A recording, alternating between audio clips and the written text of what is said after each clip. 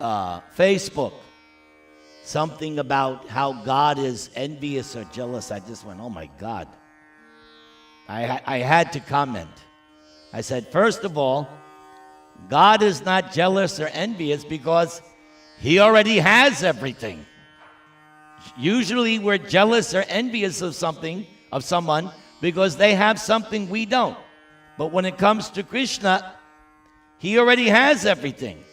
And when it comes to love, He already has Radharani. There's like an example. If I want something, I have to work for it. I have to do it. Say I wake up in the morning and I say, I feel like today eating palak paneer. It's one of my favorite things. So I have to get the milk, make the curd. I have to get the spinach, chop it up. Then I have to get the ghee, very important, ghee. Then I have to cook it. So that's like maybe a half hour, maybe more, right? I had to work, then I offer to Krishna, then I enjoy. Krishna is not like that. As soon as Krishna thinks something, boom, it's there. Wouldn't you love to be Krishna? Right? Could you imagine? I think, there it is. That's Krishna. As soon as He thinks it, it manifests. So, there's no possibility of Krishna being envious or jealous. And I've explained, for us too, there's no need because we're all the same. So a devotee is nirmatsaro, non-envious. The devotee thinks, I'm simply servant of Krishna. We are all servants of Krishna. Let's cooperate. Let's help each other to love Krishna more. Just like these gopis. There's no jealousy or envy amongst the gopis, because what are the gopis' thoughts?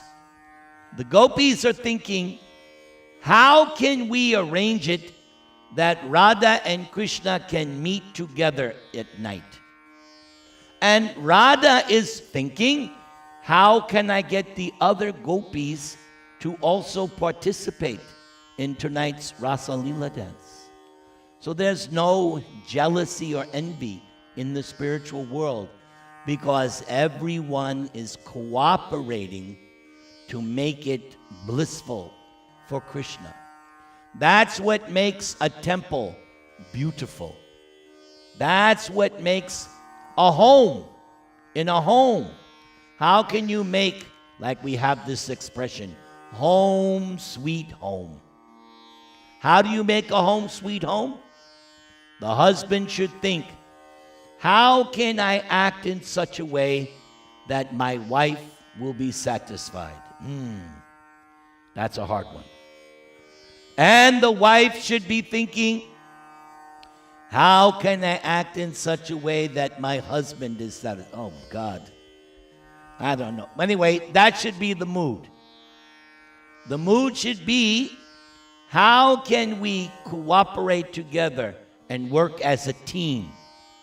Today was Sunday.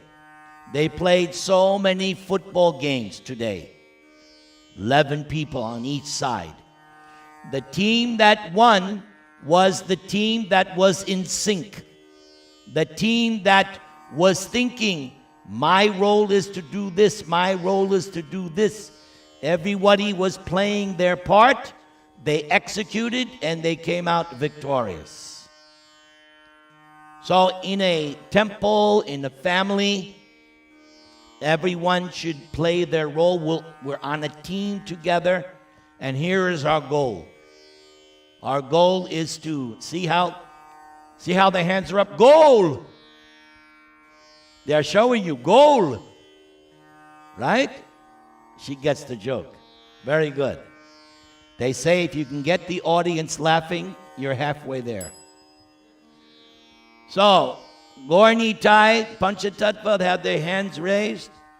They're telling everybody, come on, let's get together, let's come together and worship Krishna and be happy together. So these 6 Goswamis, they were non-envious. What does it say here? Pujito, therefore, they were worshipful. When somebody is exalted, they're worshipful. Why do we worship Srila Prabhupada?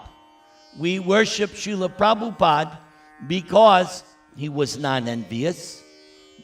Those of us who saw him when he was actually here, and we heard him, and we saw and dealt with him, there was no doubt in anyone's mind. Prabhupada was here only to give us Krishna consciousness. Prabhupada was not here to amass a big fortune. No. Prabhupada came to write his books, to establish temples for our benefit. So we saw that day in and day out, how Prabhupada was working hard for Krishna, and he was asking us, help me, support me, cooperate, let's all serve Krishna. So we got inspired by Prabhupada because we saw what he was asking us to do, he was doing. That's called Acharya, one who teaches by their own example. Very rare in this day and age that somebody teaches. Yeah, anybody can talk. Anybody, all right? But who's matching the words with their daily actions? That's the Acharya. So, because Prabhupada was Acharya, like the 6 Goswamis, Pujita, worshipful. It is said in one of the prayers that we sing every morning, Sakshad Harite Nasamasta Shastraya, Ruktastata Bhavyata Eva Sadbi, Kintu Prabhoya Priya Eva Tasya, Vande Guru Sri Charanara Vindam. The spiritual master is to be worshipped on the same level as God. Why? That's the key. He's not God. We don't consider Prabhupada God. One time in this movement, some devotees were starting to preach that. And Prabhupada became so angry. He chastised those senior disciples who distorted the philosophy. The spiritual master is servant of God. But because he's confidential servant of God, he's given all respect as if he were God. But the servant never equates himself. So we give the honor, we give the worship to the spiritual master because he is confidential servant of God.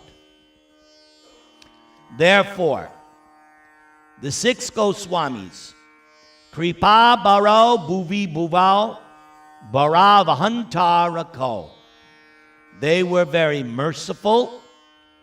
They were following the teachings of Lord Chaitanya, and by their saintly activities, they removed the burden of the world. Mother Earth, yes, we have this conception. Mother Earth. It's there in the Srimad Bhagavatam. The presiding deity of the earth, Bhumi, is a goddess. And when she's distressed, she takes the form of a cow. And she goes to the Creator, Lord Brahma, for relief. So, why does the earth feel burdened? The earth feels burdened when the people are sinful, when they slaughter animals. The earth feels burdened. When the people are engaged in licentious behavior, the earth feels burdened. When people become liars and cheaters and rascals. The earth feels burdened by the sinful activities of the population. That's why in this movement, if you want to be a real member of this movement, you have to give up those 4 sinful activities: illicit sex, intoxication, animal slaughter, and gambling. So that city, Sin City, that is big burden for Mother Earth. They're so proud. Sin City. They glorify themselves. They advertise it. We are Sin City. Here, this temple, pure city, pious city, holy city. Why? There's no sinful activities going on. Sinful activity has to be driven out. No intoxication, no illicit sex, no meat eating, no gambling. Here, we are simply here to love and serve God, worship Krishna.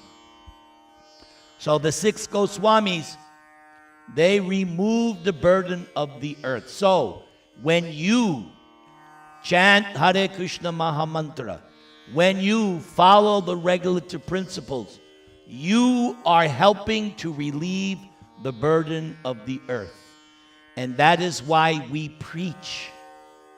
We preach so that others may also become like us and help to remove the burden of the earth. Otherwise, if the earth becomes more and more burdened, what can you expect?